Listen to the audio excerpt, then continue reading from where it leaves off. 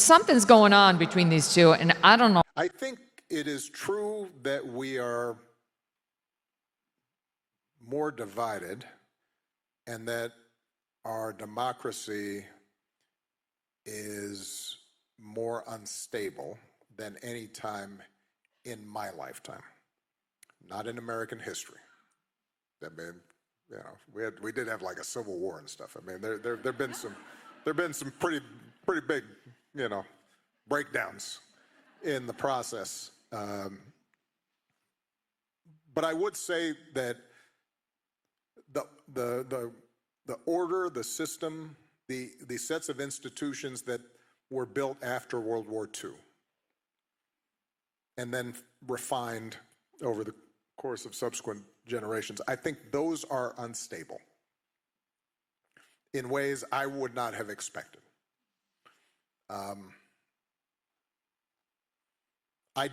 would not have expected the legitimacy of an election and the peaceful transfer of power to have been challenged. I thought that was not something that would happen today. I would not expect the politicization of the Justice Department or our military. And I don't think that's happened. I think there's been resistance, particularly in the military, to that. But the degree to which that has been encouraged. Yes, this is what Obama said. I decided to go through the comment section to see what people are saying on social media.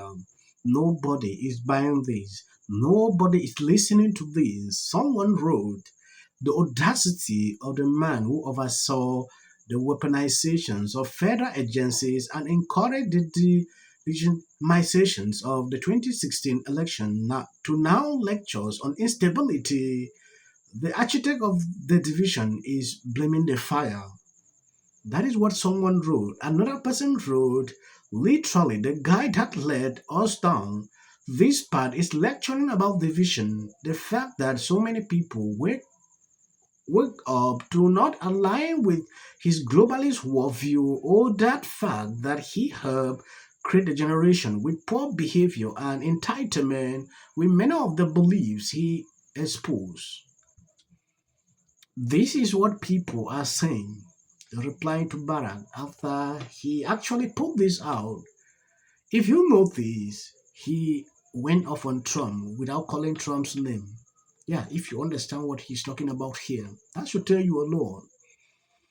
There is something he also said about the mainstream media that drew my attention. Take a look at this. Big debate going on in my comments right now about Barack Obama. A lot of people think that Obama is the one that started the foolishness that we're experiencing right now, and he perpetuated race relations to the level that it is today.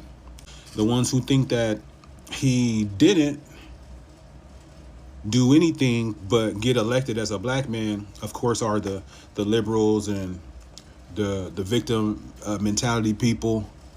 And I'm here to tell you that the reality of the matter is he did cause racial division in the United States. Barack Obama is somebody who's well off. He grew up well off. He grew up in a great family. He is the cousin of Dick Cheney. Barack Obama did not experience any of the hardships of what black Americans in the ghetto may or may not have experienced. And following the statistical facts, he caused racial division. He validated white supremacy, which is not a problem in the United States. That is a Democrat talking point, which is a boogeyman, meaning it's a mythical monster that doesn't exist, but people still fear it. Then he went on to lie about the interactions between the police and the black community, deciding instead of sticking to the reality of the true interactions between black men and the police, he decided to go the way of the propaganda. What he did, Yes, it is very impressive to see these reactions coming out. If you have been following this channel, you realize I once posted a video about this man. I was glad I came across this video. This debate, like Obama came in with this division, has been on social media for a while. When Obama said this, I went through the comment sections to actually see people's response. They were just in line with what this man said on this video. Yeah, just like this. Obama caused everything. But the way he's acting now, it is like, oh, Trump just came with a division. I don't know. even when he came back here recently, when he addressed the black community, came out with his arms out like he one of us, like, you know, because the black community is all about visuals instead of facts and reality. He came out like, you niggas ain't doing what y'all supposed to do. Y'all don't like women. Y'all got to get on board. What's wrong with you? Y'all trying to vote for that race? Barack Obama. Yes, you might be wondering why I decided to attach this clip with this Meghan Kelly video.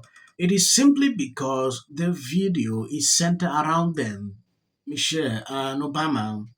When you take a look at what is happening now, we have been talking about this for about 2 weeks now. These issues, racial issues happening. A lot of people often point fingers to Obama. And when I look deep into all that, though I'm not fond of it, pointing fingers at people, these people instigated some of these issues. Barack Obama, go sit your privilege at where? Go sit your privilege bullshit down somewhere. You had an opportunity to unify the United States, and that day you were not our president. And I don't think you've been our president the entire time, because you have did more for LGBT than anything. The other day, Michelle was complaining about this Meghan Kelly reacted to that video. I think I did a whole segment for people who never saw. I'm going to replay that video so you can see exactly what she said. These people actually have a problem. If you love what I'm doing here, please subscribe and always check if your notification is on, because people complain like they don't see my notifications when I post a video. Please check. People want to control women. The first thing they do is go after our beauty. Yes, the way we look. The way we course. look. Yep. And that's true across the board, across the political aisle. Women feeling like they have to show up in this one Barbie doll kind of image to afford being attacked. This happens to young actresses, young women on social media. It is the habit of the culture of the world to put women in their place by attacking their physical being. Has there ever been a more racist first lady? She's a rich. That's what we've learned about Michelle Obama. It was a slow reveal. Like, we started to learn. First, we found out she doesn't like America. And then we found out on her show she doesn't like her husband. I mean, at all. Then we started to find out she's really obsessed with herself. She's somewhat narcissistic. And then we found out she's a rich. She really can't stand white people. Every problem in her life is as a result of some white person who she imagines is judging her. Like, we're actually spending time thinking about whether her hair is curly or straight. I have news for you, Michelle. On behalf of all whites, we have better things to do. So get over yourself. Michelle Obama saying that white people can't understand what black women go through with their hair. This is her saying it, not me. That black people can't swim is because of white people's standards for their hair, which is patently untrue. And by the way, as I've said before, look at my hair. Do you know what it takes to protect this hair when I go swimming? And I swim all the time. I have to put a mask on the hair. I have to put a swim cap on the hair. I have to get out of the pool as soon as I'm done doing my laps. I have to shampoo it in a 4-step process that isn't cheap to do. It's lengthy, but that's the cost of doing business. So Michelle, the cost of doing business to be America's first black lady is to just have a little grace and a little dignity, and stop blaming all the white women who you need to buy your book to make it a bestseller for all your problems. You can see she's sidling up to her like newfound truth talker role. Like, she's across from that no-name interviewer, like, okay. She's turning into Kamala Harris. And I think she thinks that's going to help her. I don't know. But Michelle Obama embodies the maxim that familiarity breeds contempt. Immediately, Megyn Kelly released these videos. She was attacked by Libras. One person wrote, "The only thing we have learned is that Megyn Kelly has a transparent, desperate need for ratings by manufacturing controversy. This isn't commentary. It is cynical, baseless race-baiting design purely for shock value and revenue." So please, I'm begging on you, never stop in supporting me, sharing out the videos. God bless you abundantly. I'm called Ransom. That is my name. And as of the short clips you usually see at the end, that is for the YT algorithm. I at least don't go out and just tell lies. But you did lie. Who also is that you better come at us with facts and truth. else who's alive and decides that they want to which is going to force the party to spend millions of dollars. Of the party. Over 40, he beat Hillary by 41 points. Right. And this ain't got nothing to do with color. This ain't got nothing to do with color.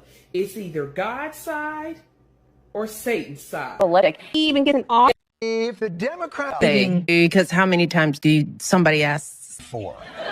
J.D. Vance should be the next president of the United States. If you want to serve in the American...